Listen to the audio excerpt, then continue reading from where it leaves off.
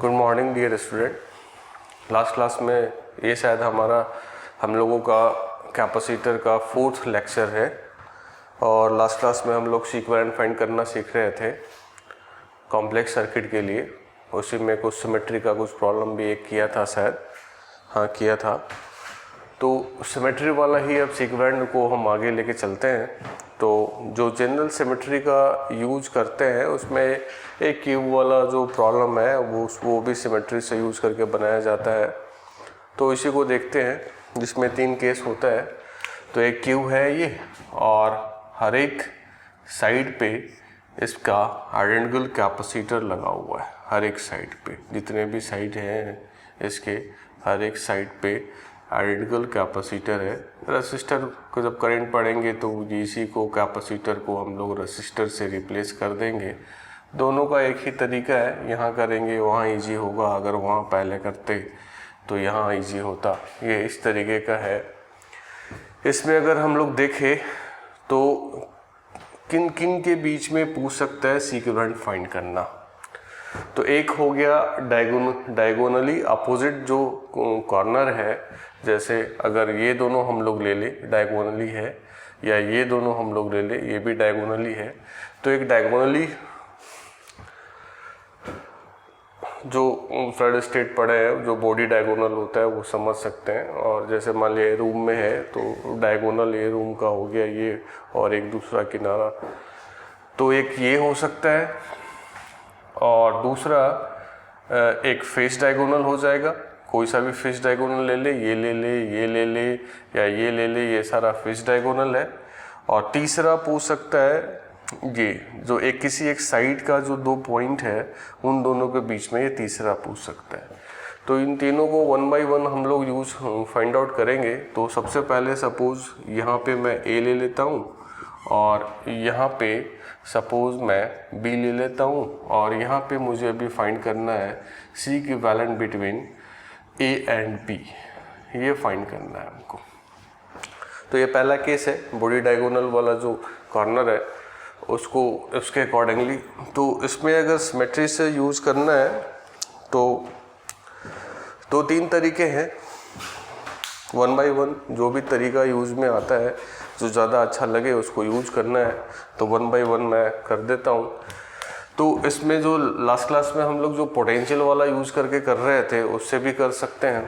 तो उससे यूज़ करके देखते हैं। सपोज़ एक बैटरी है और सिमेट्री वाला जो हमने बताया था कि रूल्स को फॉलो करना अगर सिमेट्री से बनाना है प्रॉब्लम को, तो उसमें यही देखना था कि बैटरी के पॉजिटिव टर्मिनल से अगर हम चार्ज आउट कराए हैं तो जिस स्टैंड पे आउट कराएंगे उसी स्टैंड पे इन करा लेंगे।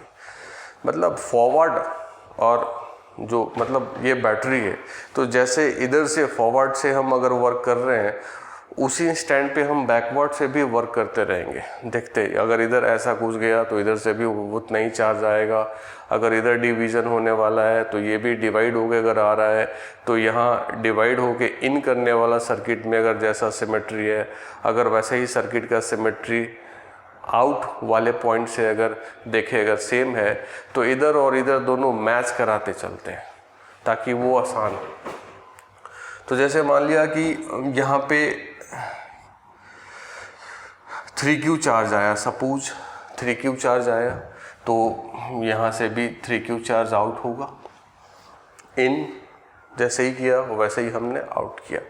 अब इस पॉइंट पे 3Q चार्ज आया, सपोज Q भी लेते तो डिवाइड करना था तो थोड़ा आसान कैलकुलेशन थोड़ा अच्छा लगे या देखने में आसान लगे, इसलिए हमने बस किया है। तो अगर ये 3Q चार्ज यहाँ पे आया है तो जाने का अब रास्ता देखते हैं। जाना कहाँ है, यहाँ इन होना है और यहीं से फाइनली आउट करना है सारे चार्जेस को। तो यहाँ इन जैसे ही कराया 3Q, हमने आउट भी वैसे ही करा लिया 3Q। अब अगर देखेंगे यहाँ से यहाँ जाने का रास्ता वो देखेंगे तो एक कैपेसिटर उसके बाद ब्रांचिंग है, इधर से भी जाएंगे तो एक कैपेसिटर उसके बाद ब्रांचिंग, जैसा इसके साथ ब्रांचिंग था वैसा ही इसके साथ है, वैसा ही इसके साथ है। जैसे एक गया ब्रांचिंग मिला 2 और 3, शॉर्टेस्ट अगर देखें यहाँ से यहाँ जाने का तो 1 2 3 कैपेसिटर से होके जा रहा है। 1 2 3 या 1 2 3, ये भी शॉर्टेस्ट 3 से जा रहा है, ये भी 1 2 3 शॉर्टेस्ट हो गया, 1 2 3 शॉर्टेस्ट हो गया। जो शॉर्टेस्ट है सबका जो है, जैसे अब इसे ज़्यादा अब में अगर मूव कराना चाहे तो 1 2 3 4 5, ऐसे भी 5 कैपेसिटर से क्रॉस करा के ले जा सकते, इसको भी 5 से ले जा सकते, 1 2 3 4 5, सबका। तो वो प्रैक्टिकली अगर देखें ना हम लोग, तो क्यूब में जो कॉर्नर होते हैं, बॉडी डायगोनल वाला जो है, डायगोनल जो क्यूब का है, वो कॉर्नर जो है ना, वो सिमेट्रिकल होता ही है। यहाँ से जैसे आउट होने का है वैसे ही इन होने का है, वैसे ही दूसरे वाले डायगोनल पॉइंट से आउट होने का वही रास्ता है।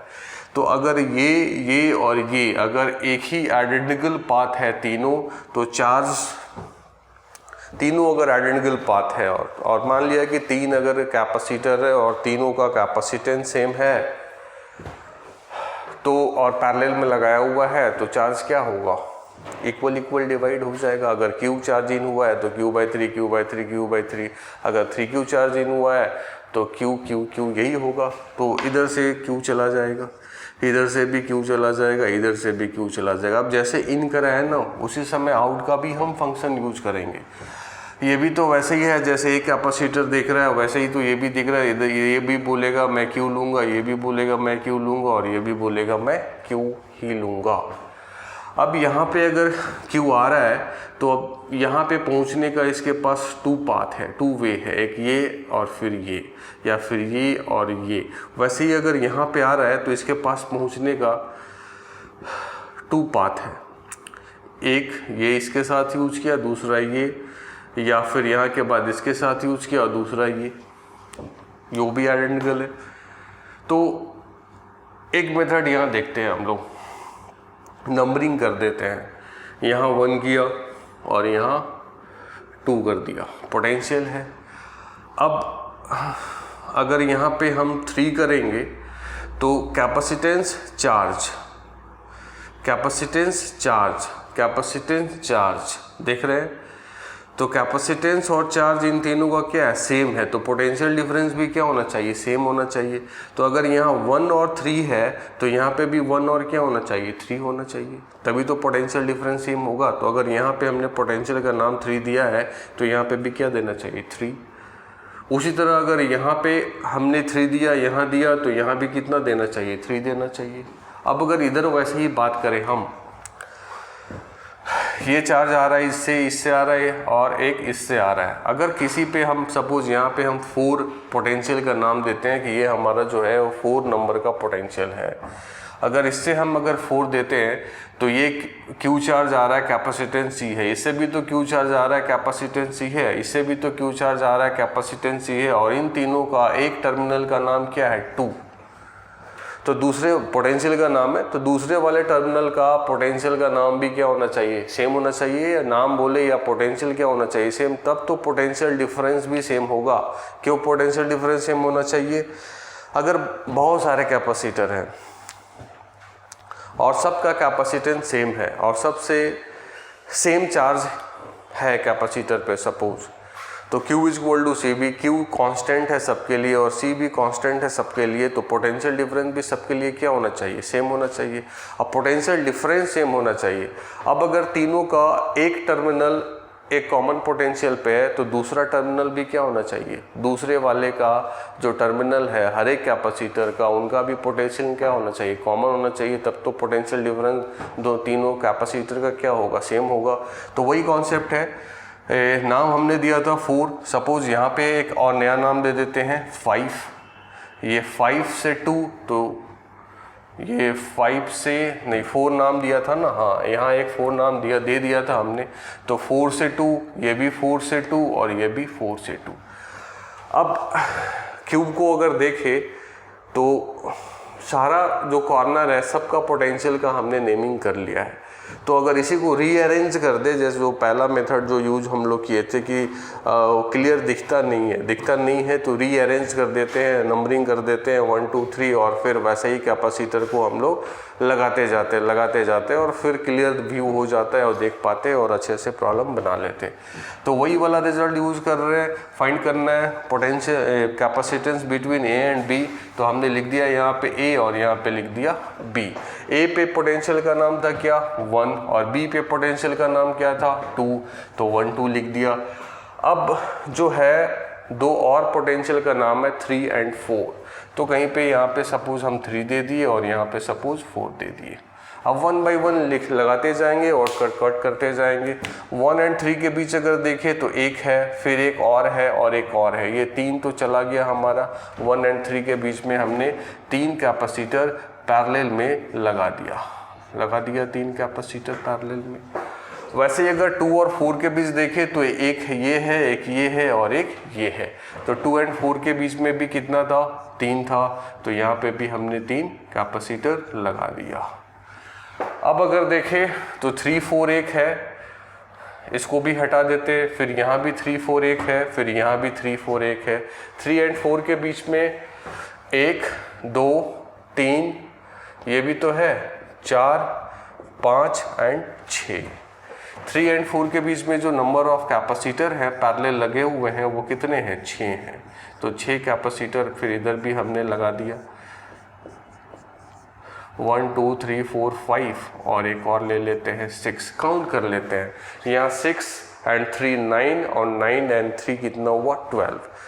तो 12 ही साइड होते हैं क्यू पे, यानी सारा कैपेसिटर का हमने लिख डाला है।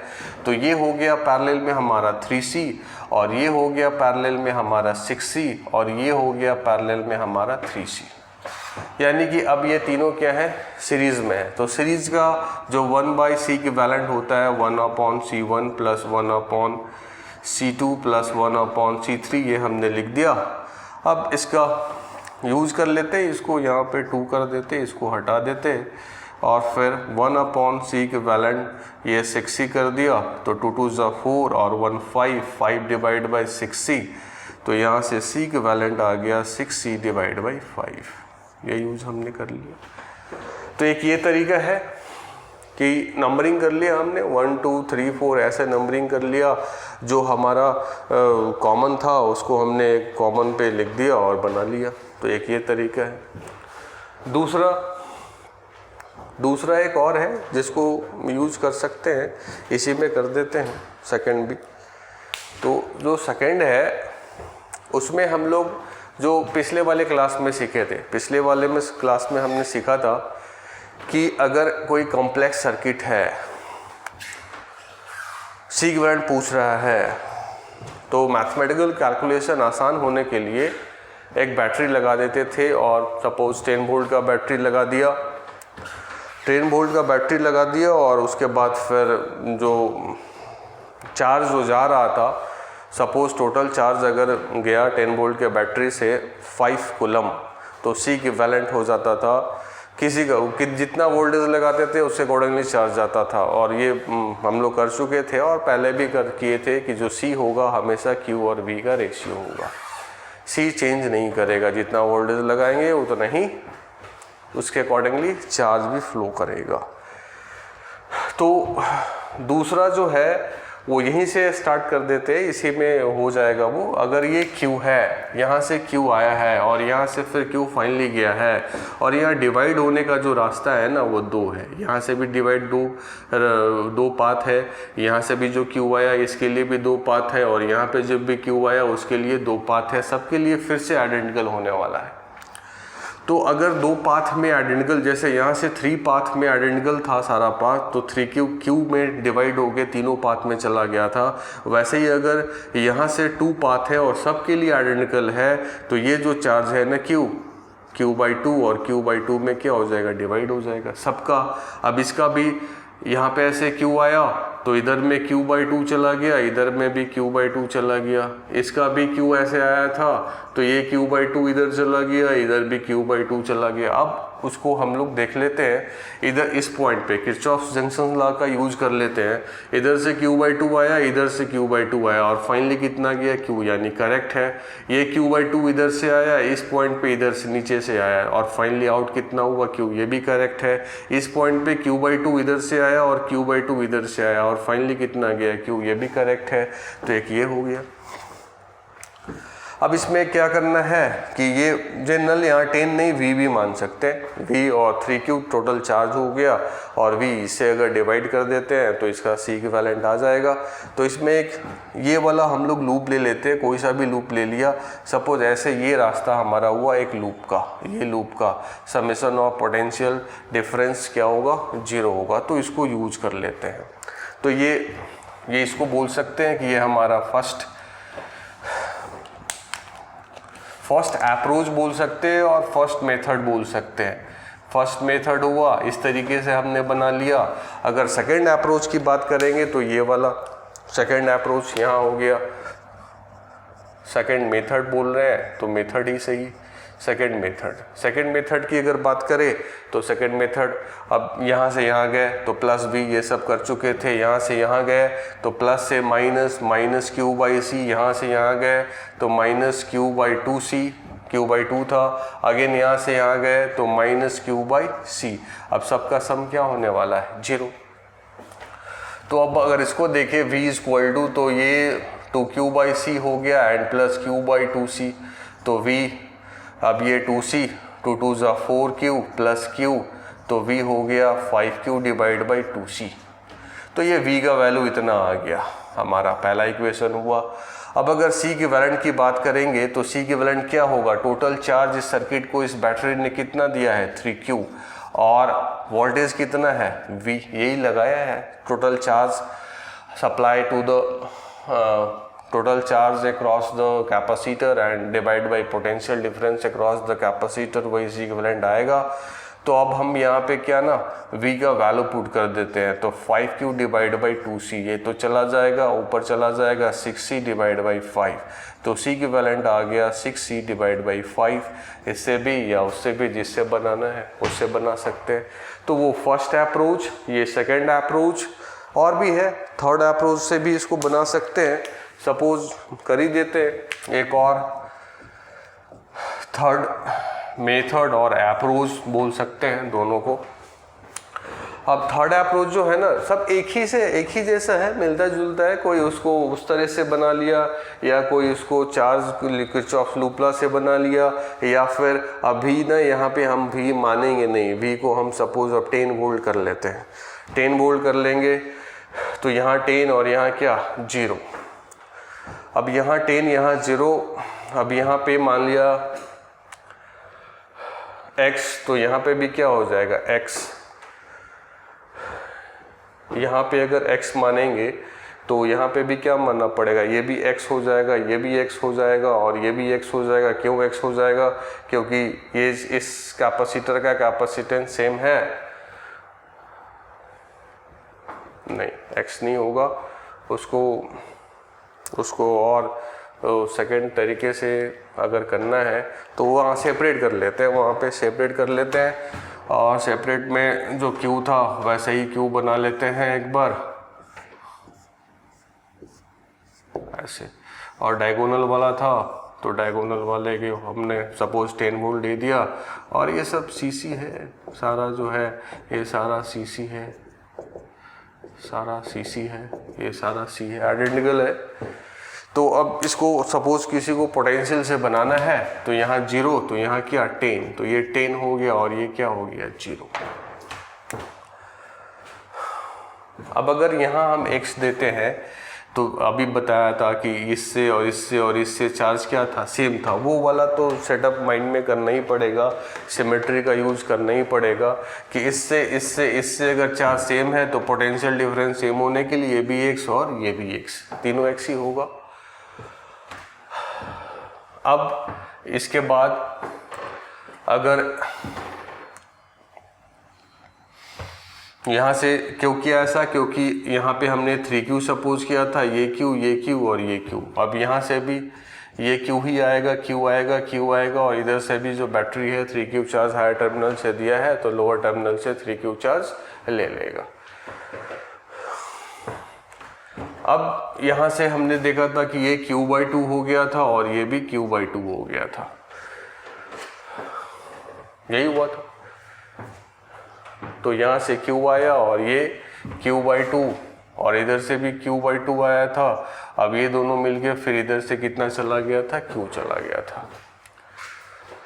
तो अब अगर यहाँ पे पोटेंशियल डिफरेंस है 10-x, एक कैपेसिटर है, कैपेसिटेंस C है दोनों पॉइंट पे, C है, चार्ज भी Q जा रहा है, यहाँ भी चार्ज Q जा रहा है, यहाँ कितना higher to lower, potential difference कितना हुआ 10-x। यहाँ अगर 0 है तो यहाँ क्या होना चाहिए 10-x, यहाँ भी कितना होना चाहिए 10-x, यहाँ भी कितना होना चाहिए 10-x। इस तरीके से अगर सबका अगर अगेन पोटेंशियल देखें तो सबका तो पोटेंशियल आगे है, सबका आगे है। अब अगर x मेरा फाइंड आउट हो जाता है तो सारा हो जाएगा। तो x को फाइंड आउट करने के लिए वो दिख रहा है, यहीं से दिख रहा है क्या कि इससे 10-x जो चार्ज है वो Q है और ये क्या है Q/2 है। तो इससे और इससे इक्वेट कर सकते हैं हम इक्वेशन। इस वाले पोर्शन से हम एक इक्वेशन लिख दिया, क्या higher potential minus lower potential जो Q चार्ज है, Q इक्वल टू क्या होना चाहिए 10-x, higher minus lower multiply क्या C। अब अगर इस वाले से बात कर ले तो हायर माइनस लोअर तो x माइनस 10-x लोअर हो गया, हायर माइनस लोअर, अब मल्टीप्लाई क्या C। तो यही चार्ज होना चाहिए और चार्ज का वैल्यू क्या है Q/2 है। तो अब इसको अगर यूज करेंगे हम तो ये x क्या हो जाएगा 2x माइनस 10 और ये C इक्वल टू Q/2। यहाँ से अगर Q देखें हम तो ये हो जाएगा 4x माइनस 20 और मल्टीप्लाई क्या C। तो ये हमारा पहला इक्वेशन हो गया और ये हमारा दूसरा, दोनों तो चार्ज सेम ही है तो C भी कैंसिल आउट हो जाएगा। 10-x equal to 4x minus 20, 4x1 5x equal to 30, then x equal to 6, 5x equal to 30, then x equal to 6। अब इसका जो वैल्यू है हमारा 6 आ गया और इसका कितना आना चाहिए 4, ये 6 आ गया। तो इधर से चार्ज कितना जाएगा मालूम चल गया, इधर से जो चार्ज जाएगा वो 10-6 जो Q का वैल्यू है यहाँ से फाइंड आउट कर सकते हैं। This simplifies Q equal to 10-6 कितना हो गया 4, यानी कि Q का वैल्यू कितना है 4C है। तो टोटल चार्ज कितना सप्लाई किए थे 3Q। This सिंपलाइज 3Q equal to लिख सकते हैं 4-3 जा कितना 12C, इतना टोटल चार्ज आया है। अब C इक्विवेलेंट क्या होता है total charge 3Q divide by voltage कितना यूज किए थे 10, तो 3Q का वैल्यू हो गया 12C डिवाइड बाई 10, अगेन ये आ गया 6C डिवाइड बाई 5, अगेन ये आ गया 6C डिवाइड बाई 5। ऐसे भी यूज कर सकते हैं, मोर सब एक ही है। मैं अगर बोलूँ कि सबसे अच्छा इसमें क्या है तो ये वाला जो Q कैसे आया है ना, ये सिमेट्री है और इसका यूज तो करना ही पड़ेगा। उसके यूज के बिना न तो ये होगा, न तो ये होगा और न तो ये होगा। तो तीनों में जो बेटर लगता है वो यूज करके हम इसका C इक्विवेलेंट फाइंड आउट कर लेंगे। तो ये हो गया डायगोनली, अगर दो डायगोनली कॉर्नर पे अगर क्यूब के डायगोनली वाले कॉर्नर के क्रॉस में C इक्विवेलेंट फाइंड आउट करना है तो इस तरीके से हम लोग फाइंड आउट कर सकते हैं। तो अब इसका नेक्स्ट जो है वो देखते हैं, ये ले लेते हैं फेस डायगोनल ले लेते हैं। तो इसको रब कर देते हैं, फेस डायगोनल में देखते हैं कि C इक्विवेलेंट कैसे फाइंड आउट कर सकते हैं हम लोग।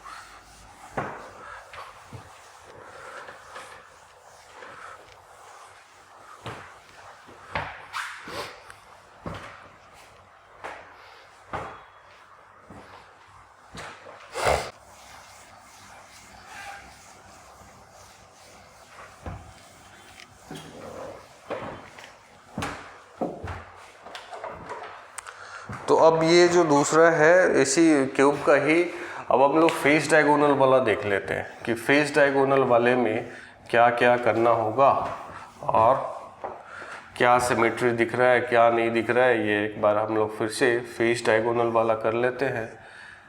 तो फिर से वही सारा आइडेंटिकल है।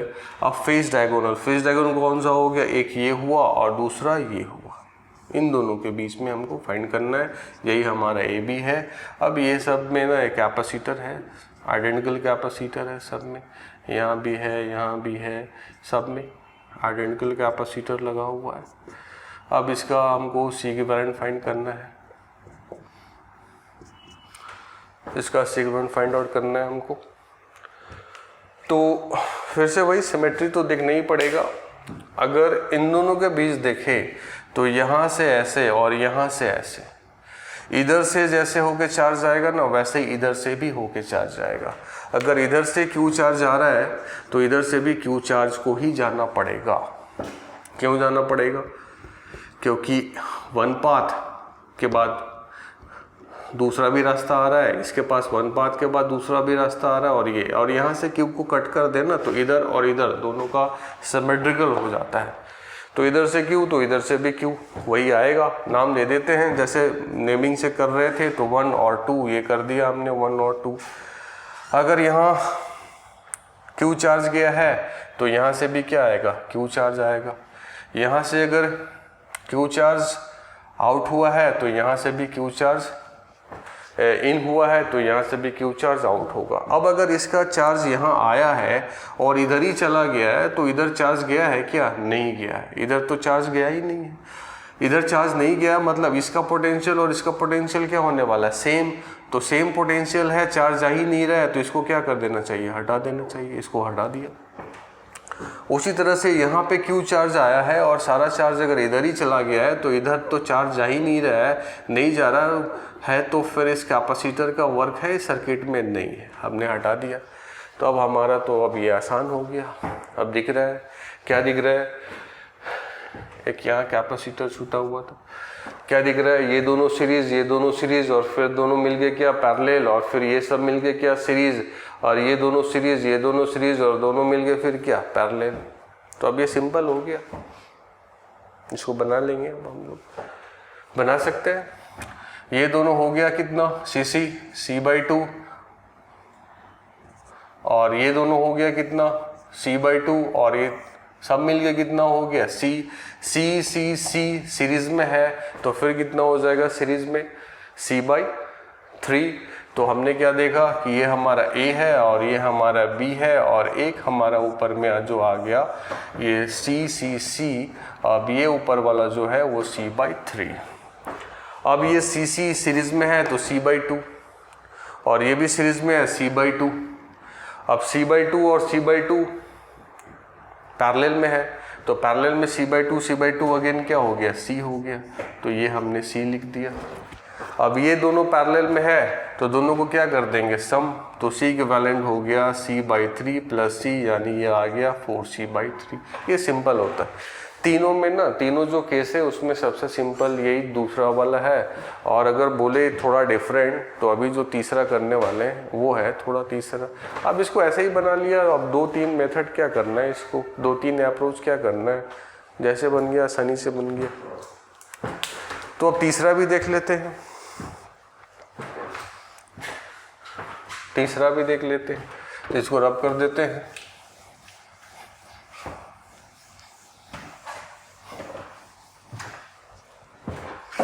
थर्ड भी देख लेते। तो थर्ड जो था वो अभी बोला हमने कि थर्ड जो है वो हमारा कोई भी एक जो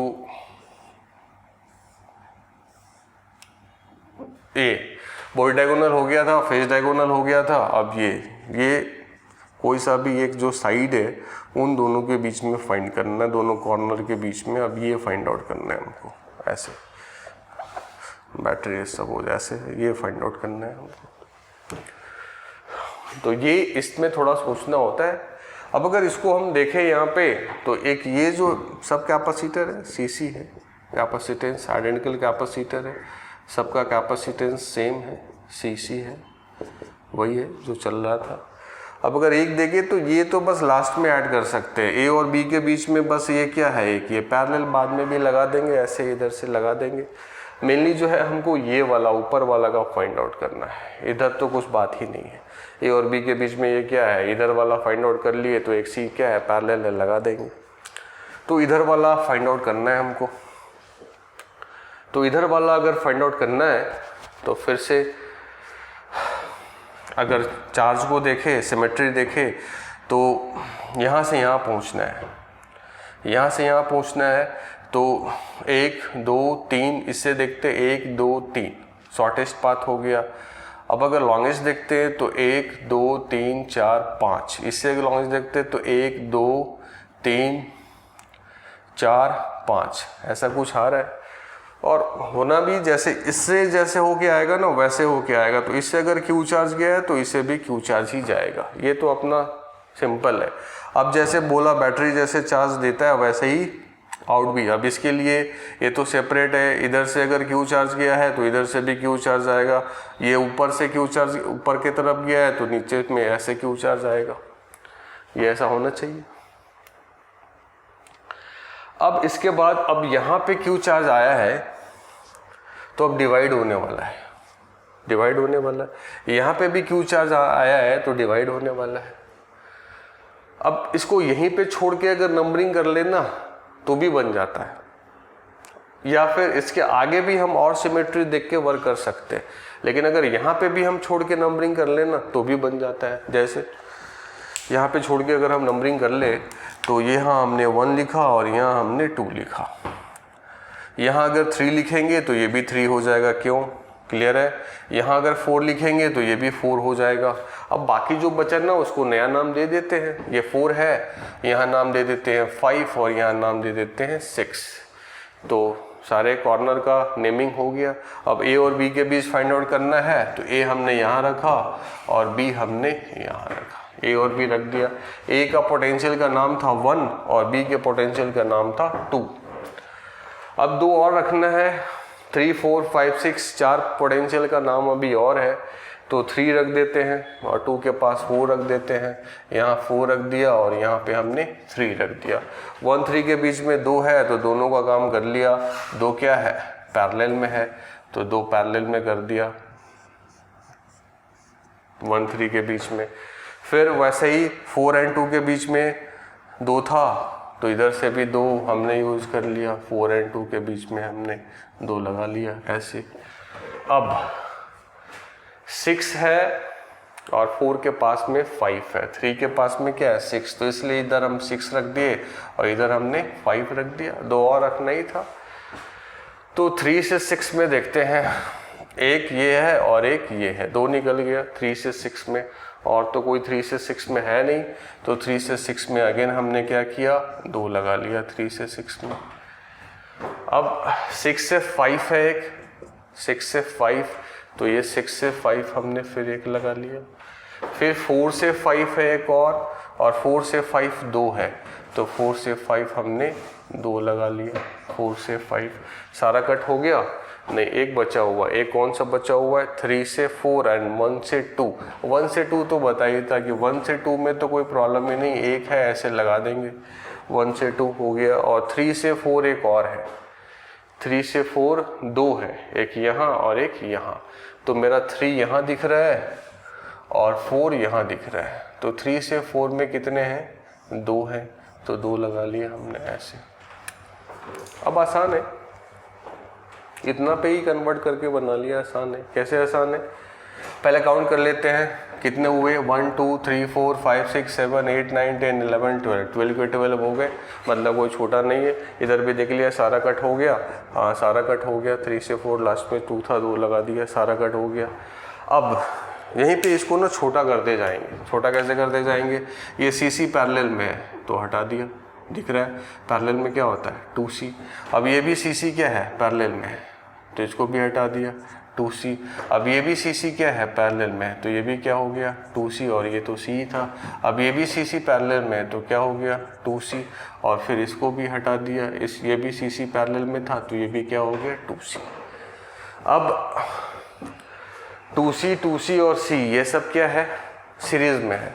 तो इसका अगर काम करें हम, इसका अगर हम काम करें तो 1/C equivalent is equal to 1/2C, 1/2C, 2/2C plus 1/C। तो ये क्या हो जाएगा 2/c, तो c इक्विवेलेंट हो जाएगा c/2, यानी इसका जो टर्म आने वाला है वो क्या आने वाला है c/2। ऐसे ही कर लेंगे 2c तो c हो गया, और फिर c कितना हो गया सीरीज में 1/1 कर ले, 2c अगर सीरीज में है तो c हो गया, और c सीरीज में है तो फिर क्या हो गया c/2 या c/2।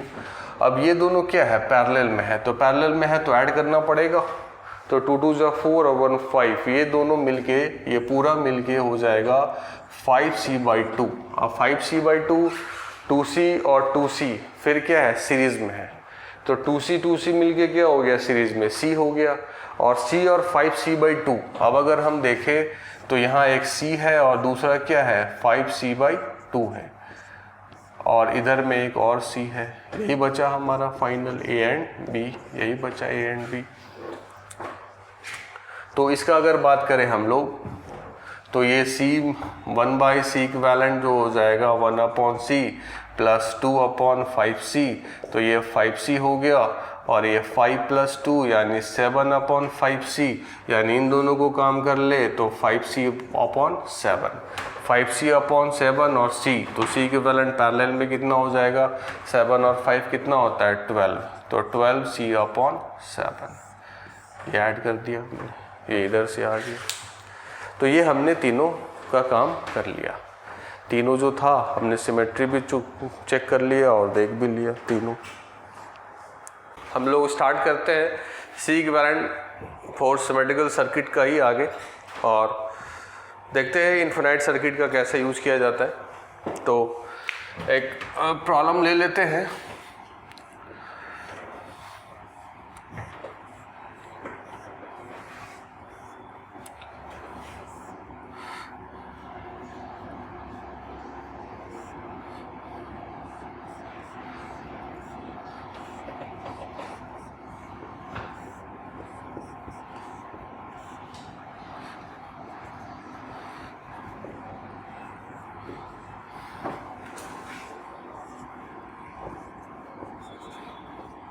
सपोज सबका सी है, अलग भी हो सकता है, कोई प्रॉब्लम नहीं है, अलग भी रहेगा तो भी कोई प्रॉब्लम नहीं है। हाँ, बस सिमेट्रिकल होना चाहिए अलग में भी, जैसे ये 1 2 1 2 1 2 1 2 ऐसे ऐसे चल रहा है, या 3 4 ऐसे ऐसे चल रहा है, या सी चल रहा है, अलग ही ले लेते हैं, और क्या अलग अलग ले लेते हैं। जैसे मान लिया कि ये 2 माइक्रोफराड, ये भी 2 माइक्रोफराड, 2 माइक्रोफराड, 2 माइक्रोफराड, और ये सब सारे 1 माइक्रोफराड ले लेते हैं,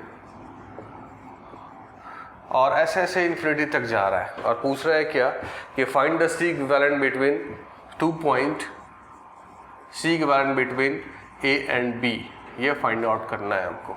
ये एक प्रॉब्लम है, ये ऐसा ही 2 1 2 1 2 1 2 1 ऐसा ही चलता जा रहा है, और वो जा रहा है अप टू इन्फिनिटी। इसका फाइंड आउट करना है। तो इसमें दो तरीके का होता है, एक ये सिंपल वाला हो गया 2 1 2 1 2 1, और एक और होगा मल्टीप्लाई होता जाएगा कुछ, तो वो भी इसको इस प्रॉब्लम को करने के बाद उसको भी थोड़ा ब्रीफ कर देंगे, तो वो खुद से ही बन जाएगा। जनरल है ये, उसको यूज़ करते हैं।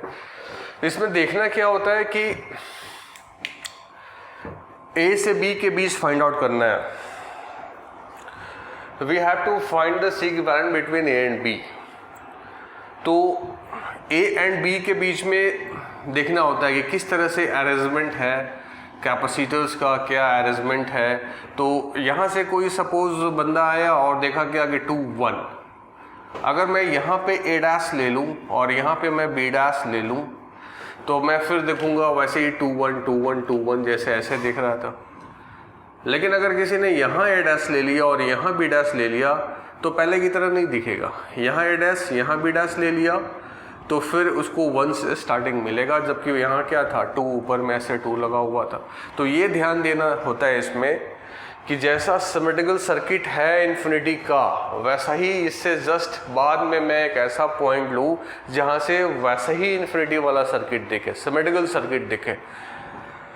वो इसलिए क्योंकि ये अगर इनफाइनाइट सीरीज का है, इनफाइनाइट में अगर मैं एक टर्म जो सिमेट्रिकल जाने वाला है उसमें से मैं एक टर्म, एक कॉम्बिनेशन को मैं हटा लेता हूँ, तो उस इन्फिनाइट कॉम्बिनेशन में एक टर्म को हटाने से कोई प्रॉब्लम होने वाला नहीं है। लेकिन हटाना इस तरीके से है कि जैसा पहले था सर्किट, बाद में भी सर्किट वैसा ही दिखे, बस इसी बात का ध्यान देना होता है। तो ए और बी के बीच अगर फाइंड आउट करना है मुझे, अगर कोई बोला ए डैश और बी डैश के बीच फाइंड आउट करो, तो क्या ए और बी के बीच जैसा दिख रहा था अभी वैसा नहीं दिख रहा है सर्किट का? क्या वैसा ही दिख रहा है? वैसा ही दिख रहा है। तो सपोज कर लेते हैं कि suppose C equivalent between A and B x, ये कर लेते हैं। Suppose C equivalent between A and B is equal to x, तो ए डैश और बी डैश के बीच भी क्या रहेगा? डी सिंपलाइज लिख सकते हैं कि सी equivalent between A dash and B dash also equal to x, x ही रहेगा। तो इस सर्किट को अब थोड़ा चेंज कर लेते हैं। चेंज करने के बाद क्या दिखने वाला है? ऐसा कुछ दिखने वाला है। ये हो गया ए, ये हो गया बी हमारा, और ए डैश बी डैश के बीच में जो अब हम एक कैपेसिटेंस है सी इक्विवेलेंट, वो एक्स लगा दिया है यहाँ पे, और इसका था 2 माइक्रोफराड, ये था 1 माइक्रोफराड, ये भी हो गया एक्स माइक्रोफराड। अब सिंपल है, अब दिख रहा है क्या करना है। ये दोनों क्या है? पैरेलल है। इन दोनों का पोटेंशियल एक ही है और इन दोनों का पोटेंशियल एक ही है, तो ये कैसा कॉम्बिनेशन है? पैरेलल कॉम्बिनेशन है। तो x और 1 पैरेलल मिलके हो गया x प्लस 1, और ये फिर आपका सीरीज में है, तो 1 अपॉन सी इक्विवेलेंट लिख सकते हैं 1 upon 2 divide by 1 upon x plus 1। ये मिलके हो गया x plus 1, x plus 1 microfarad, ये हो गया x प्लस 1 माइक्रोफराड, और x प्लस 1 और 2 क्या है? सीरीज में है, तो उसका सी इक्विवेलेंट लिख लिया। अब ये तो सपोज क्या ही हुआ था हमारा, सपोज किया हुआ था कि सी equivalent between A and B क्या है? x है, तो अगेन से फिर इसको x रख देते हैं यहाँ 1/x, और इसको थोड़ा सिंप्लीफाई कर लेते हैं, तो यहाँ आ जाएगा x प्लस 1, और यहाँ आ जाएगा 2 मल्टीप्लाई x प्लस 1। अब इधर भेज दिया इसको 2x प्लस 2, और ये हो गया x स्क्वायर, और 2 प्लस 1 3 मल्टीप्लाई x हो गया 3x। इसको सिंप्लीफाई कर लेते हैं यहाँ पे, इसको सिंप्लीफाई कर लेंगे तो x स्क्वायर 3x में 2x चला जाएगा, बचेगा x, एंड फिर आएगा -2 इज इक्वल टू क्या? 0। तो यहाँ से x equal to minus b, तो -1 plus minus B square -4ac, तो 4 2 8 हो जाएगा का रूट डिवाइड बाई 2a, तो 8 1 9 रूट अंडर 9 क्या होगा? 3x equal to -1 plus -3 divide by 2, this simplifies x equal to -1 and +3, 2/2 एक 1 आएगा, और दूसरा -1 -3 -4 डिवाइड बाई 2 -2 आएगा। अब इसमें से क्या हमारा आंसर होगा?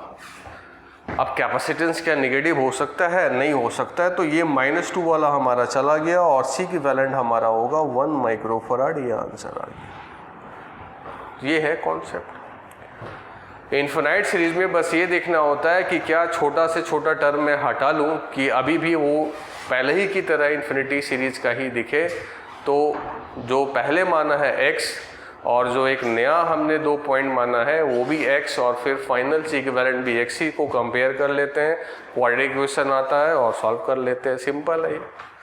अब इसमें एक जो दूसरा है, इसी में मैं ब्रीफ कर देता हूँ, अब फिर से नया उसमें नहीं डालता हूँ। दूसरा इसमें ये है, एक और ऐसा मिलेगा इन्फिनाइट सीरीज का, ये 2 1 है, और सपोज कई टाइम्स मल्टीप्लाई होता जाएगा सब हमेशा। सपोज ये 2 1 है, फिर मल्टीप्लाई सपोज 2 से मल्टीप्लाई कर देते हैं, तो 2 2 4 हो गया, और ये हो गया 2, फिर इसमें 2 से अगेन मल्टीप्लाई कर देते हैं, 4 2 8 हो गया, एंड 2 2 ये 4 हो गया, फिर 2 से मल्टीप्लाई कर देते हैं, 8 2 16 हो गया, एंड 4 2 8 हो गया। ऐसा चलेगा, दिखेगा क्या? 2 1 है, देन 4 2 हो गया, देन 8 4 हो गया, देन 18 से 8 हो गया, मतलब 2 से मल्टीप्लाई होते जा रहा है। तो इसमें अब क्या करना होता है, इसी में मैं कर देता हूँ। अब suppose C equivalent between A and B क्या है? x है।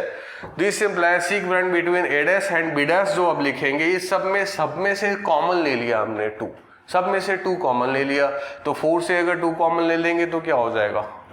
2। 2 से कॉमन ले लेंगे तो क्या हो जाएगा 1, तो 2 1, फिर ये क्या हो जाएगा 4 2, जो वैसे ही पहले ही की तरह दिखने लगेगा।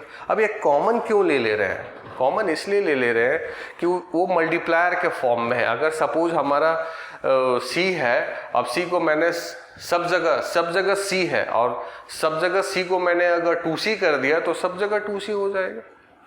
या फिर C के टर्म में हमारा इक्विवेलेंट आया, अब लास्ट में भी लिख सकते हैं ना कि suppose C is equal to 2 microfarad तो उसी के टर्म में आ जाएगा।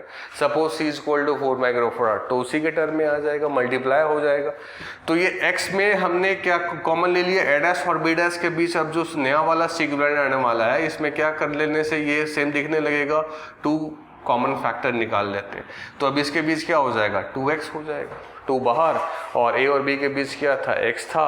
अब फिर से क्या C equivalent between A dash and B dash, तो ये कर दिया हमने 2x और ये हो गया 2x प्लस 1, ये हो जाएगा 2x प्लस 1 और फिर ये फाइंड आउट कर लेंगे 2x प्लस 1, तो ये हो जाएगा 2x प्लस 1 और इधर 2 चला गया और यहाँ भी 2x, तो देन ये हो जाएगा 2 2 जा 4x plus 2, 4x plus 2 and 2x square और ये 2 1 3 देन 3x, ये इक्वेशन कन्वर्ट होके हो जाएगा, यहाँ पे कर लेते हैं अगेन, ये इक्वेशन कन्वर्ट होके हो जाएगा 2x स्क्वायर और 3x minus 4x minus x and minus 2 is equal to 0। ये इक्वेशन कन्वर्ट हो गया। अब यहाँ से क्वाड्रेटिक इक्वेशन का तो रूट्स निकाल लेंगे। अब यहाँ पे जो फिजिबल होगा प्लस वाला हमारा आंसर होगा, माइनस वाला नहीं होगा, इसलिए उसको छोड़ देंगे हम लोग। तो इनफाइनाइट जनरल 2 टाइप्स का आएगा। एक आएगा आपका ये जो हमने किया सिंपल, जो इससे पहले किया था कि सब कॉमन दिखेगा, एक ही जैसा दिखेगा, और एक में क्या दिखेगा ना, वो मल्टीप्लाई होता जाएगा। तो मल्टीप्लाइंग फैक्टर को हम कॉमन ले लेते हैं और सॉल्व कर लेते हैं। क्लियर है? और बाकी जो है और भी है, अगर हम सिमेट्री का प्रॉब्लम देखें ना तो सिमेट्री का ही अगर लेक्चर करें तो 3-4 लेक्चर चलता जाएगा। तो एक जनरल कॉन्सेप्ट है जो सिमेट्री को कैसे यूज करना है, वो जो क्यूब वाला प्रॉब्लम बताया था ना, उसी में सबसे अच्छा यूज होता है, तो उसको यूज करना है। बाकी प्रॉब्लम का लिमिटेशन तो है नहीं, और सिमेट्री और भी हम लोग कर लेंगे। नेक्स्ट वाला जो चैप्टर है ना करंट इलेक्ट्रिसिटी, अगेन उसमें R इक्विवेलेंट फाइंड आउट करना रहेगा। तो अभी सिमेट्री का सपोज 50% कर लिया, अब बाकी का सिमेट्री का जो 50% होगा ना, उधर उस वाले चैप्टर के लिए भी कुछ छोड़ देते हैं, तो और देखेंगे। लेकिन इस वाले चैप्टर में और जो ज़्यादा सीखना है ना, वो अभी तक नहीं हुआ है, तो उसको 1 by 1 स्टार्ट करते हैं। तो अब हम लोग जो नेक्स्ट स्टार्ट करते हैं उसमें सॉर्टिंग ऑफ कैपेसिटर नहीं बताया अभी, हीट नहीं बताया अभी, उसके बाद एक तो वही सब 1 by 1 करते हैं। इलस्ट्रेटिव वाइज लेके चलते हैं, प्रॉब्लम वाइज करके ही, वो जो पहले हम लोगों ने कुछ थ्योरी पढ़ रखा है उसका यूटिलाइज करके कुछ स्पेशल टाइप्स का इलस्ट्रेशन ले चलते हैं और वहीं से ब्रीफ करते हैं बाकी कॉन्सेप्ट को। तो नेक्स्ट जो एक प्रॉब्लम वाइज है, इलस्ट्रेटिव भी बोलेंगे इसको, तो एक यूज करते हैं हम लोग, एक यूज करते हैं। सपोज एक कैपेसिटर है, पहले से इसको सपोज हमने चार्ज दे रखा है और एक बैटरी भी लगा दिया है सपोज। अब पहले से जो चार्ज दे रखा है ये थोड़ा अच्छा है, ये कॉन्सेप्ट वाइज भी अच्छा है, तो थोड़ा यहाँ ध्यान देना है, अच्छा कॉन्सेप्ट का प्रॉब्लम है।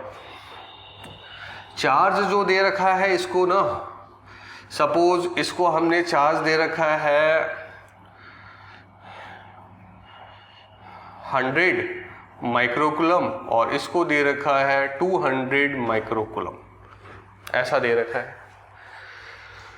2 पैरेलल प्लेट कैपेसिटर है, थोड़ा थिकनेस दिखा देते क्योंकि अब चार्ज का सेपरेशन होने वाला है, ऐसे दिखा दिया।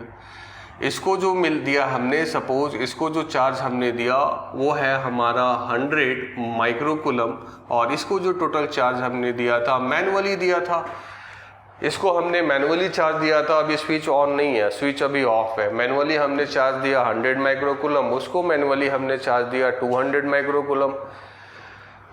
अब स्विच ऑन करना है, स्विच ऑन कर, सपोज बैटरी का पोटेंशियल डिफरेंस या ईएमएफ 20 वोल्ट है, आइडियल है, ईएमएफ बोलिए या फिर पोटेंशियल डिफरेंस बोलिए, एक ही बात है। तो सबसे पहले चार्ज दिया हुआ है ऊपर में, अभी स्विच ऑन नहीं है, तो चार्ज दिया हुआ है तो क्या होगा, ये कर चुके हैं पिछले क्लास के पिछले लेक्चर में थ्योरी में किया था। Q1 और Q2 दो कैपेसिटर आइसोलेटेड था, पेयर में था, Q1 एंड Q2 चार्ज दिया हुआ था, तो जो कैपेसिटर का जो चार्ज बनता है वो क्या कहलाता है और कैसे इंड्यूस होता है, ये सब का हम थ्योरी कर चुके हैं, उसका यूज करेंगे।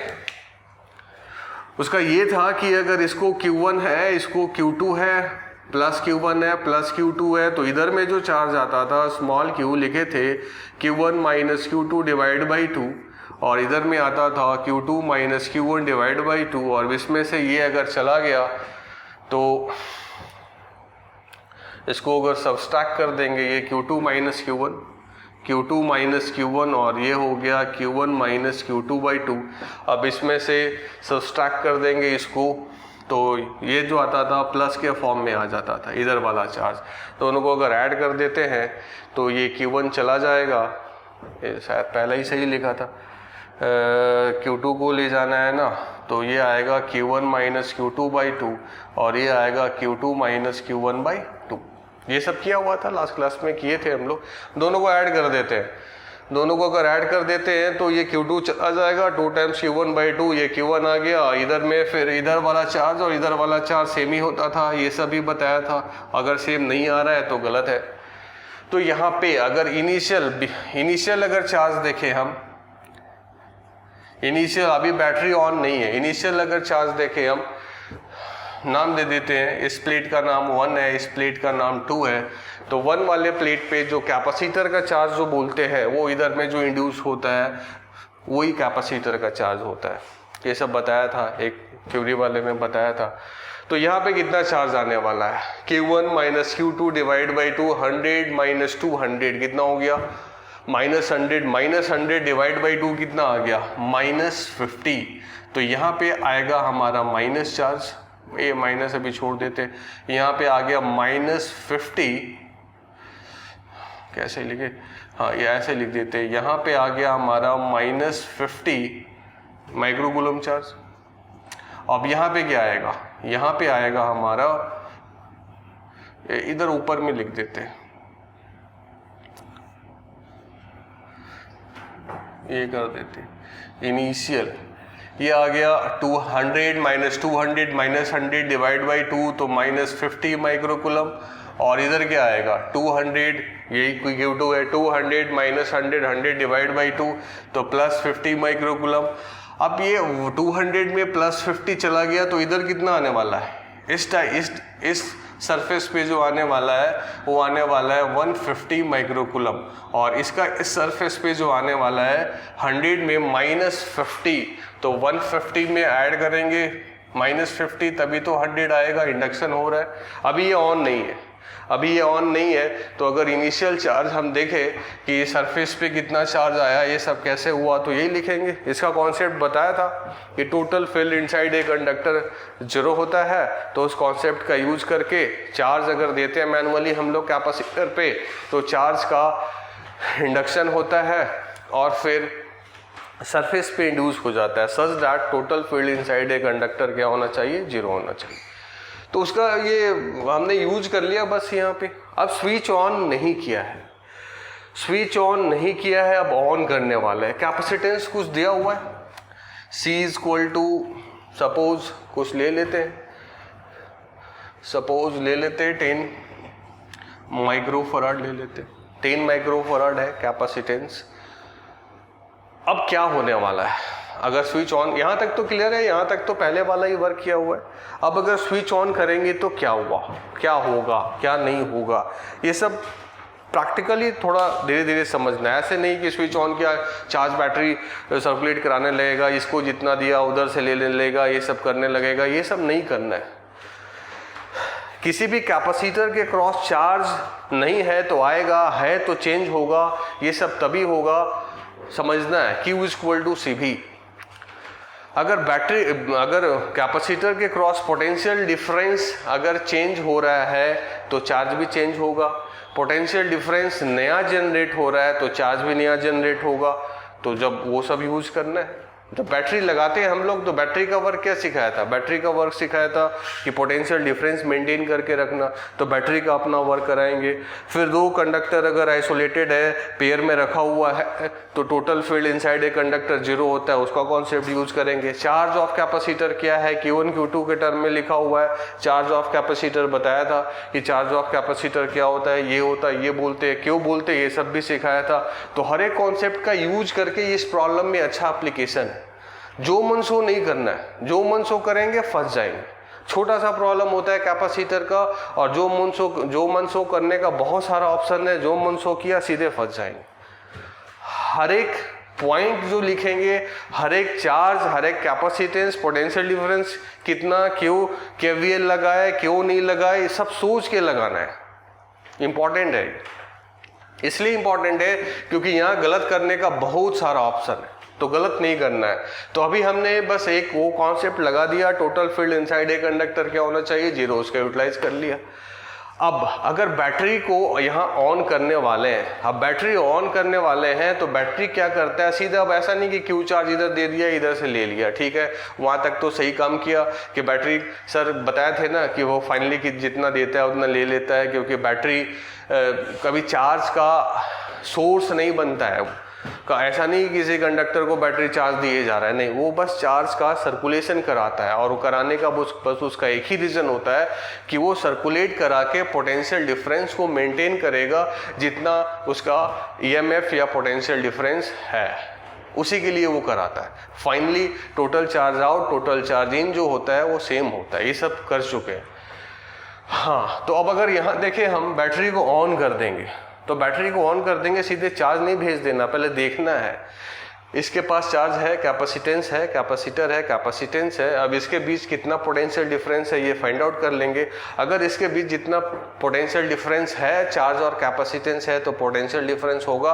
अगर उतना पोटेंशियल डिफरेंस ही इस बैटरी का है तो क्यों कोई चार्ज इधर उधर आएगा, ऑलरेडी है, छूट जाएगा, कुछ नहीं होगा। बैटरी ऐसा पहले से ही, अगर दो पॉइंट के बीच का अगर मेरा 20 वोल्ट का पोटेंशियल डिफरेंस है, ये लोअर और ये हायर, और एक बैटरी लगा रहे 20 का, इसका भी इधर लोअर इधर हायर, अगर सब कुछ वैसा ही है तो बैटरी पोटेंशियल डिफरेंस जितना चाह रहा था उतना पहले से अगर है तो नया वो चार्ज सर्कुलेट करा के नया पोटेंशियल डिफरेंस क्यों जनरेट करना चाहेगा, ऑलरेडी है पहले से 10-20 वोल्ट का अगर पोटेंशियल डिफरेंस है तो बैटरी कुछ नहीं करेगा। तो जो मन सो नहीं करना है यार, सीधे ऐसा नहीं कि बैटरी लगाया, स्विच ऑन किया, ये लिया, चार्ज चला गया, ऐसा सब नहीं करना है।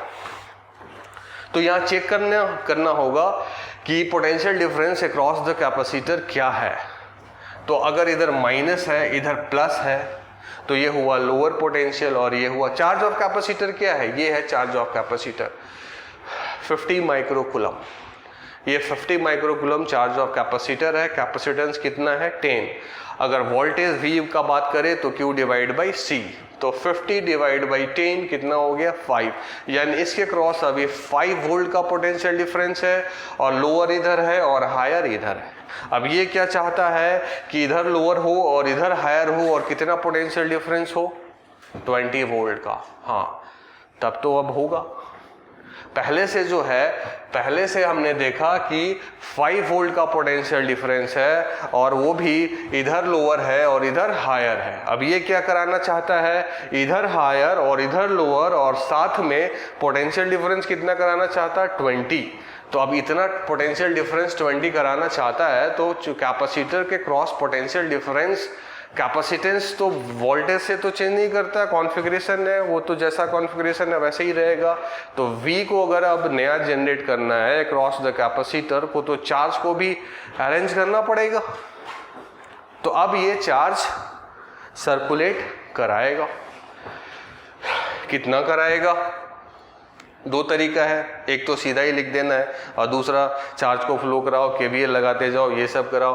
तो मैं ये बोलूँगा ना, पूरा कैपेसिटर्स, और भी प्रॉब्लम बताऊँगा, फंडामेंटली बुक्स हैं बहुत के, बहुत सारा सिंपल AC वर्मा भी है, या बहुत सारा मटेरियल है, सब में क्या होता है, फंडामेंटल यूज किया हुआ रहता है। फंडामेंटल मतलब क्या, सर्किट है, 2-3 बैटरी है, चार्ज को सर्कुलेट कराया, ये Q1 दिया, Q1 ले लिया, Q2 दिया, Q2 ले लिया, ये सब कराया, 3-4 लूप बनाया, अभी प्रॉब्लम करेंगे और ये लूप लगाया जा रहा है, आज नहीं तो कल बन ही जाएगा। ये वाला मेथड नहीं यूज करना है। मैं किसी भी प्रॉब्लम में ये मेथड यूज नहीं करता हूँ, न बच्चों को बोलता हूँ कि करो, क्योंकि टाइम टेकिंग होता है।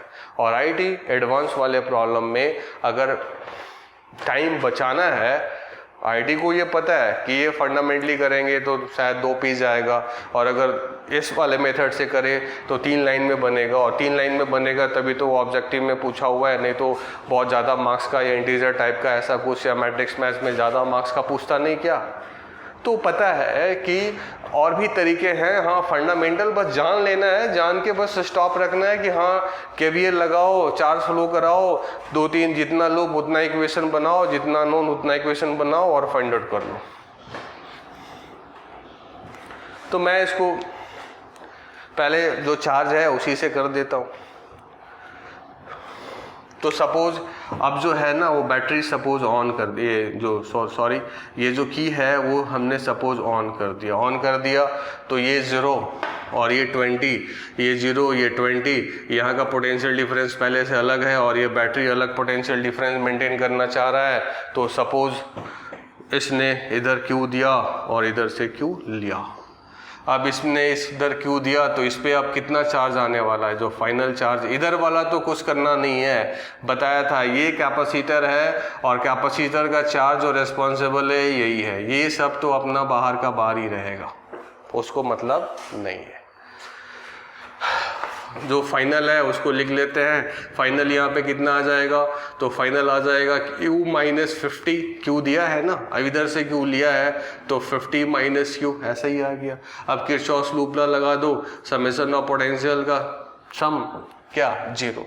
अब यहाँ से यहाँ गया, यहाँ से यहाँ गया, तो अब तो पता ही नहीं है, यहाँ पे भी कंफ्यूजन होता है कि यहाँ से यहाँ गया। अब ये पता नहीं है ना सर कि ये प्लस है या माइनस है। अगर ये प्लस रहता माइनस जाता तो बता देता मैं कि प्लस है माइनस, तो minus charge divide by capacitance ये हुआ, फिर यहाँ से यहाँ आया। तो ये एक अच्छा प्रॉब्लम मैंने जानबूझ के उठाया है कि सब कुछ यहाँ सीख लेना है, तो ध्यान से देखना है। -50 माइक्रोकूलम था स्विच को ऑन करने से पहले। स्विच को ऑन किया, सपोज बैटरी ने इस वाले प्लेट को Q चार्ज दिया और इधर से Q ले लिया, मतलब Q चार्ज सर्कुलेट करा लिया। तो अब इसका जो चार्ज होने वाला है Q माइनस 50 और यहाँ चार्ज होने वाला है 50 माइनस Q। अगर हमारा Q 50 से बड़ा है तब तो ये प्लस रहेगा, और अगर Q 50 से छोटा है तब तो ये माइनस ही रहेगा। तब तो फिर ये प्लस और ये माइनस जाते यहाँ से यहाँ, तो घटना घटने पे माइनस लिखते KVL में, लेकिन अब ये तो पता ही नहीं है ना कि Q हमारा क्या है। तो ये प्रॉब्लम जो है ना वो बस जनरेट होता है, वो खुद से सेट हो जाएगा। अगर प्लस लेके चलना है तो प्लस लेके चलेंगे, माइनस लेके चलना है तो माइनस लेके चलो, फाइनली वो खुद से सेट हो जाता है। कैसे सेट होता है वो भी देख लेते हैं। तो सपोज हमने क्या किया, हमने सपोज किया कि ये हमारा जो है ना अभी फिलहाल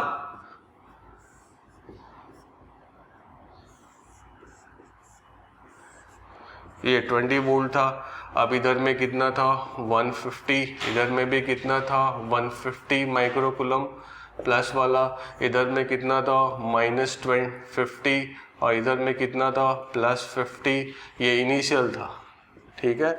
और फाइनल हमने क्या, मान लो कि माइनस ही रहा, सपोज ये हमारा माइनस है और ये क्या हमारा प्लस, और यहाँ पे जो चार्ज आया है अब कितना आया है -50 + Q, और यहाँ पे क्या होगा +50 एंड -Q, ये वाला हमने वहाँ लिख दिया। अब सपोज यहाँ से जा रहे हैं, हम लिख दे रहे हैं, यहाँ से यहाँ गए तो माइनस सपोज किया है, तो यहाँ से यहाँ जाने पे क्या प्लस, यहाँ से यहाँ गए तो प्लस, लोअर से हायर जाने पे पोटेंशियल बढ़ गया तो प्लस लिखते थे KVL लगाते समय। अब प्लस ये है तो हमारा पॉजिटिव चार्ज क्या होना वाला है, ये होने वाला है, तो इसी का वैल्यू लिखेंगे, मैग्नीट्यूड लिखना होता है, ये बताया था। तो Q डिवाइड बाई सी, सी का वैल्यू कितना है 10, ये आ गया। अब यहाँ से यहाँ आ गए तो +20 इज इक्वल टू क्या 0, तो ये आ गया 50 minus Q is equal to -200, तो Q इज इक्वल टू आ गया 250, ये Q का वैल्यू हो गया। एक बार कैलकुलेशन चेक कर लेते, उधर चला गया -200, तो उधर से ये नहीं, हाँ -200, उधर से Q चला गया, तो हाँ ठीक है, कैलकुलेशन ठीक है। 50 माइनस Q -200, उधर Q भेज दिए, इधर माइनस से प्लस हो गया 250, Q का वैल्यू आ गया 250, यानी जो फाइनल चार्ज आने वाला है यहाँ पे और यहाँ पे, वो आने वाला है 250 माइनस 50, कितना हो गया, तो यहाँ पे आने वाला है +200 और यहाँ पे आने वाला है -200। अब यहाँ पे कितना था पहले से 150, और यहाँ पे भी कितना था पहले से 150, और बैटरी का जो पोटेंशियल था वो लोअर हायर इधर था 20 वोल्ट। अब ये कर लिया, बैटरी ने जितना चार्ज दिया 250 दिया इसको, और 250 उधर से लिया। अब सारा कॉन्सेप्ट देख लेते हैं कि सही है कि नहीं। यहाँ पे टोटल फील्ड क्या होना चाहिए 0, तो ये 150 का इधर लगाएगा, 150 टोटल चार्ज इधर का और इधर का सेम होना चाहिए, ये भी बताया था। तो इधर पे 150 है और इधर पे कितना हुआ, ये 200 और -200, तो कैंसिल हो गया, इधर का भी क्या बचा 150, यानी total field inside a conductor भी क्या है 0 है। तो अब यहाँ पे क्या हो गया, हमारा माइनस एज्यूम किए थे, लेकिन हमारा आ क्या गया प्लस, वो खुद से सेट कर लिया, प्लस और माइनस ये खुद से हो गया। अगर कोई बच्चा इसी में बोलता कि सर आपने माइनस क्यों एज्यूम किया, हमने माइनस एज्यूम नहीं करेंगे, ये कंफ्यूजन होता है ये वाला पार्ट पे, बोलता सर हम माइनस एज्यूम नहीं करेंगे, हम प्लस एज्यूम करेंगे, तो वो देखो चेंज नहीं हो पाता है। क्यों नहीं हो पाता है उसको थोड़ा यहाँ समझ लेते हैं। सपोज किसी ने बोला नहीं ये हमारा प्लस था और ये हमारा माइनस था, और इसका वैल्यू उसने लिया -50 + Q, और इसका वैल्यू लिया उसने 50 + Q, ऐसा लिया। अब फिर से वही बैटरी लग गया, स्विच ऑन है, इधर में कितना था 150 माइक्रोकूलम, इधर में कितना था 150 माइक्रोकूलम, ऐसा ही था। ये 20 है ये। अब यहाँ से यहाँ जाना है तो प्लस से माइनस जाएंगे तो क्या लिखेंगे, माइनस, हायर से लोअर चार्ज ये है। अब ये माइनस वाला चार्ज है, तभी तो ये माइनस किए हैं, तो हमको कौन वाला चार्ज लेना है, मैग्नीट्यूड लेना होता है। तो यहाँ पे माइनस साइन हमने कर लिया, बट यहाँ पे जो ब्रैकेट में हमको जो लिखना है वो मैग्नीट्यूड लिखना है। मैग्नीट्यूड लिखना है तो वो बताएगा कि अच्छा तुम्हारा ये है तो प्लस वाला चार्ज ये है, यानी कि -50 + Q इसके अकॉर्डिंगली हमारा क्या है, प्लस वाला चार्ज है। तो Q डिवाइड बाई C 10 कर दिया। अब यहाँ से यहाँ तो +20 = क्या हो गया 0।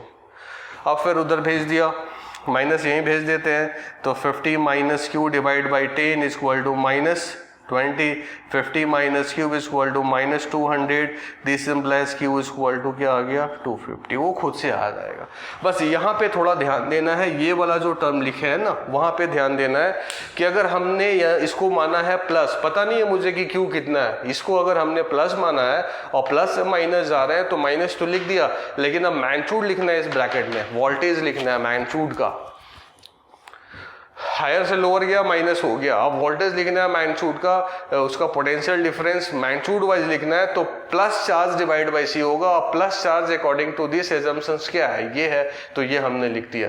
यहाँ पे plus charge according to this assumptions क्या था, यहाँ पे ये माइनस एजम किया हुआ था और ये प्लस, तो यहाँ पे plus charge according to assumption ये था 50 - Q, इसीलिए हमने वहाँ पे 50 - Q लिया, और यहाँ पे plus charge according to assumption -50 + Q था, इसलिए हमने यहाँ पे उसको ये लिया।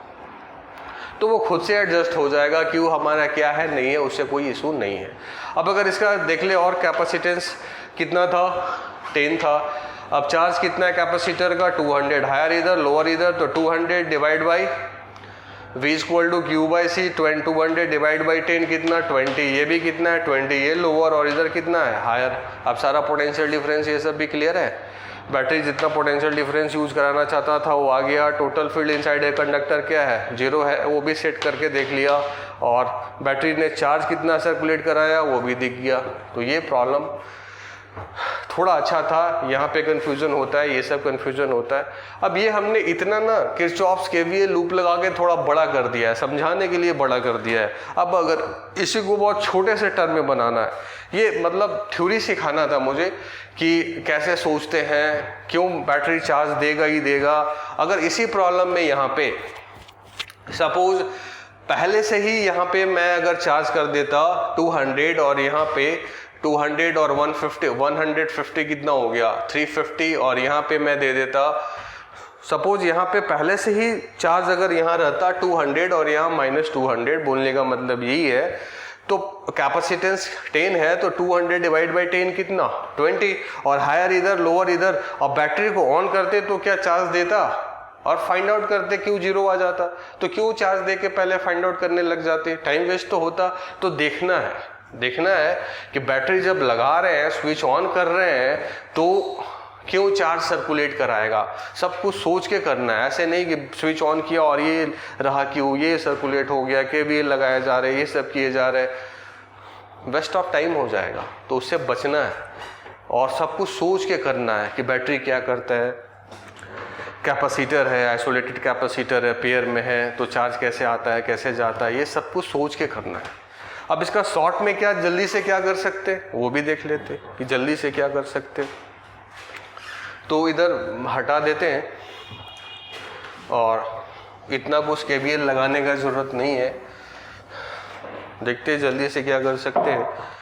तो सबसे पहले इसका जो सेकंड है, जो बिना केवीएल का यूज़ करना है, तो जो दिया हुआ था पहले उसको लिख लेते हैं अपन। इधर लिख लेते हैं क्या दिया हुआ था।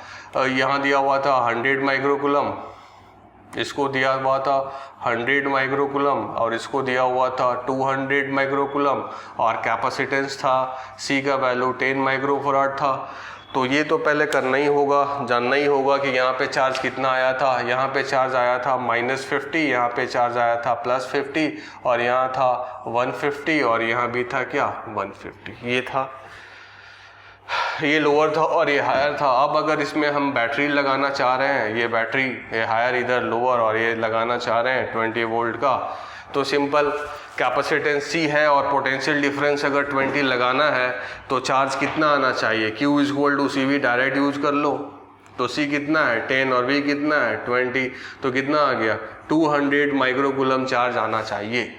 अब 200 आना चाहिए, चार्ज क्या है, चार्ज कैपेसिटर का है, तो यहाँ पे कितना आना चाहिए 200, तो दे दो फाइनली 200। तो सपोज क्योंकि करेगा ही ये तो बनाएगा इस कैपेसिटर के बीच पोटेंशियल डिफरेंस 200, और हायर इधर और लोअर इधर, तो फाइनल जो आने वाला है चार्ज यहाँ पे +200 दिखेगा माइक्रोकूलम, और यहाँ पे ये प्लस रहेगा, ये माइनस रहेगा, और यहाँ दिखेगा -200 माइक्रोकूलम। अब अगर यहाँ +200 माइक्रोकूलम है और ये 150 है, बाहर वाले ये कैपेसिटर के चार्ज को बस चेंज करेगा, कैपेसिटर के चार्ज से मतलब है इसको। अब यहाँ पे 150 तो एज इट इज़ है, छोड़ दिया उसको, -50 था पहले, और उसको 200 अगर ये बनाना है तो क्या किया होगा, उसको कितना चार्ज दिया होगा, पहले -50 को 50 देके तो 0 कर दिया होगा, और फिर 200 दिया है, तो कितना चार्ज इधर से बैटरी दिया होगा 250। अब बैटरी का रूल्स क्या है, जितना चार्ज देता है उतना ही चार्ज लेता है, तो लिया भी होगा। अब लेने के लिए चेक कर लेते हैं। तो अब ये पहले यहाँ था 50, अब यहाँ -200 हो गया, तो 50 को 0 बनाने के लिए कितना चार्ज इसे ले लिया होगा 50 ले लिया, तो अब 0 हो गया, लेकिन फाइनल कितना करना है -200, तो 200 चार्ज और ले लिया, 200 चार्ज और ले लिया, टोटल कितना ले लिया 250 माइक्रोकूलम चार्ज ले लिया, सीधे बन गया ऐसे। केवीएल लगाने का हमेशा ज़रूरत नहीं है, वो सीखना होता है, फंडामेंटल है कि अब केवीएल लगा देंगे, सीख लेंगे, ये सब कर लेंगे, शॉर्ट में कर सकते हैं, वो वहीं पे प्रॉब्लम बन गया। बस ये सब सीखना, इसलिए थ्योरी में सिखाया था कि चार्ज ऑफ कैपेसिटर क्या है। सारे चार्ज को चार्ज ऑफ कैपेसिटर नहीं भूलते हैं, ये सब सिखाया था, उससे मतलब शॉर्ट में बन गया। ये क्लियर है? ओके, और सीखते हैं। अब इसी में एक और है, पूछता है क्या कि हीट डेवलप्ड कितना हुआ। तो हीट का सिंपल है,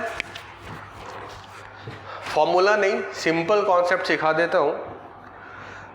सपोज कोई सिस्टम है, उसके पास पहले से कुछ एनर्जी है, सपोज यू इनिशियल है, एक सिस्टम है, कैपेसिटर है या कॉम्प्लेक्स सर्किट है कैपेसिटर्स का, तो उसके सबके पास कुछ कुछ चार्ज है, तो कुछ तो यू इनिशियल होगा। कैपेसिटर का काम ही था एनर्जी स्टोर करके रखना। तो सपोज एक कैपेसिटर का सिस्टम है या एक सिंगल कैपेसिटर है, आइसोलेटेड है, पेयर में है, बस एक ही कैपेसिटर है, उसके पास कुछ यू इनिशियल है। बैटरी ने वर्क भी किया है, पॉजिटिव वर्क भी करता है बैटरी, नेगेटिव वर्क भी करता है बैटरी, ये पिछले क्लास में सिखाया था, यहाँ पे ब्रीफ भी कर देंगे थोड़ा। तो सपोज यू इनिशियल है और वो बैटरी ने वर्डन कुछ पॉजिटिव में किया है, तो फाइनली कितना एनर्जी होना चाहिए, you initial plus वर्डन bye battery. अब यू फाइनल फिर फाइंड आउट करते हैं, देखते हैं कैपेसिटर का नया वाला चार्ज कितना है और उसके पास अब यू फाइनल कितना है। अगर यू फाइनल इन दोनों के बराबर ही है तो हमारा हीट नहीं हुआ। तो हीट क्या होगा, you initial plus वर्डन bye battery minus you final, घटा देंगे। हमारे पास जितना पहले था और जो वर्क किया उतना होना चाहिए था, अगर उतना नहीं है तो कौन बताएगा कितना नहीं है। तो you initial plus वर्डन bye battery minus you final, system का, आइसोलेटेड कैपेसिटर का, ये कर लेंगे, हीट निकल जाएगा।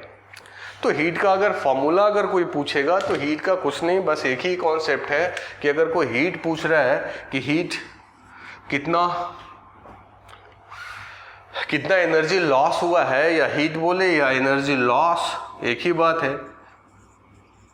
एनर्जी लॉस होके कहाँ जाता है ये सब सीखेंगे जब आरसी सर्किट आएगा, वहाँ पे बताएंगे कि ये जो हीट लॉस हुआ था ना वो किस फॉर्म में हुआ था, ये सब सिखाएंगे। अभी सपोज हीट लॉस ये सब पूछ रहा है, एनर्जी लॉस तो ये सिंपल होगा you initial plus वर्डन bye battery and minus you final. ये सिंपल एक ही कॉन्सेप्ट है। हमारे पास पहले से कुछ 10 रुपये है, किसी ने हमको सपोज 5 रुपये दे दिया तो 15 रुपये होने चाहिए, लेकिन हमने देखा कि मेरे पास 10 ही रुपये बचे हैं, यानी 5 रुपया क्या हुआ, किसी ने छीन लिया, सिंपल। या ऐसा हमारे पास 10 रुपये थे, अब किसी ने हमसे उधार ले लिया हमसे किसी ने 5 रुपया, तो कितना होना चाहिए, 10 माइनस 5 5 होना चाहिए। लेकिन अब हम देख रहे हैं कि मेरे पास 3 ही रुपये हैं, तो अब कितना लॉस हो गया, 5 माइनस 3 5 माइनस 3 कितना हुआ 2। वर्डन बाय बैटरी पॉजिटिव भी होता है, नेगेटिव भी होता है, जीरो भी होता है। कैसे, जो ईएमएफ डिफाइन किया था ना वही था वर्डन बाय बैटरी, कैसे पॉजिटिव नेगेटिव और ये। तो ईएमएफ देखो हमने क्या डिफाइन किया था, ईएमएफ हमने डिफाइन किया था कि बैटरी का काम ही है, जैसे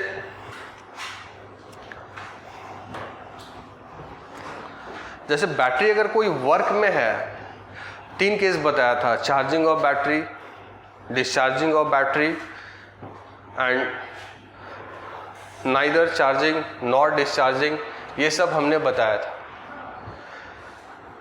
तो जब बैटरी से हम वर्क कर रहे हैं ना, तो बैटरी अगर बना है कोई अगर डिवाइस बना है तो बैटरी का काम ही होता है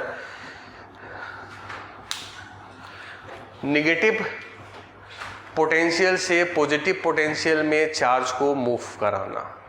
हायर पोटेंशियल से लोअर पोटेंशियल तो खुद से ही हो जाता है। जैसे अब अगर हम लोग छत पे एक टंकी रख दें और उसमें पानी है, वाटर है और पाइप लगा दे तो ऊपर से नीचे खुद से ही आ जाएगा, लेकिन नीचे से ऊपर अगर पहुंचाना है उसको तो मोटर लगाया जाता है, मोटर का काम ही है। अब ऊपर से नीचे लाना है, कोई मोटर लगा दिया तो फालतू ही है ना।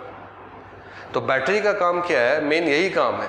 हायर पोटेंशियल से लोअर पोटेंशियल तो करंट खुद से, चार्ज खुद से चला ही जाता है, लेकिन लोअर टू हायर अगर चार्ज को मूव कराना है ना, सर्कुलेट कराना है ना, तो बैटरी का वो काम है। तो अगर बोल रहे हैं बैटरी वर्क कर रहा है, बैटरी का एनर्जी लॉस हो रहा है, तो वो और कुछ नहीं, अपना नेगेटिव टर्मिनल से पॉजिटिव टर्मिनल में चार्ज को वो मूव कराते रहता है, सर्कुलेट कराते रहता है। तब तक कराते रहेगा, अभी दिखा कि जब तक उन दोनों टर्मिनल के बीच का पोटेंशियल डिफरेंस जितना बैटरी का है उतना नहीं आ जाए, तब तक वो कराते रहेगा। तो हमने ईएमएफ डिफाइन किया ही था कि नेगेटिव टर्मिनल से पॉजिटिव टर्मिनल में suppose Q amount of charge को ये मूव करा रहा है और ईएमएफ ई है, यहाँ पे ईएमएफ बोले या वोल्टेज बोले एक ही है, आइडियल बैटरी है। तो जो ई होता है या भी होता है वो work done to move from negative to positive per unit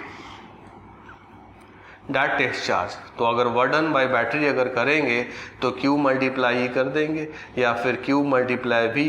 अब ये जो होगा ना पॉजिटिव वर्डन होगा, ये जो है वर्डन बाय बैटरी ये ग्रेटर देन 0 है। निगेटिव कब होगा?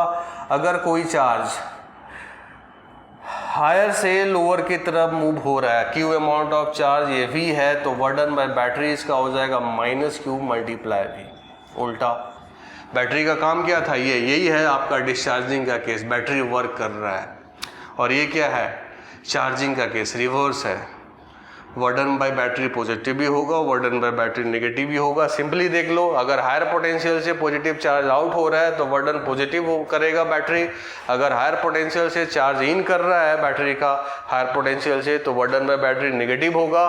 और अगर कोई चार्ज ही नहीं सर्कुलेट कराया है तो वर्डन बाय बैटरी ही नहीं होगा, ज़रूरत ही नहीं था। अगर यहाँ का पोटेंशियल डिफरेंस पहले से उतना ही है जितना इसका था तो वर्डन बाय बैटरी क्या होगा? 0।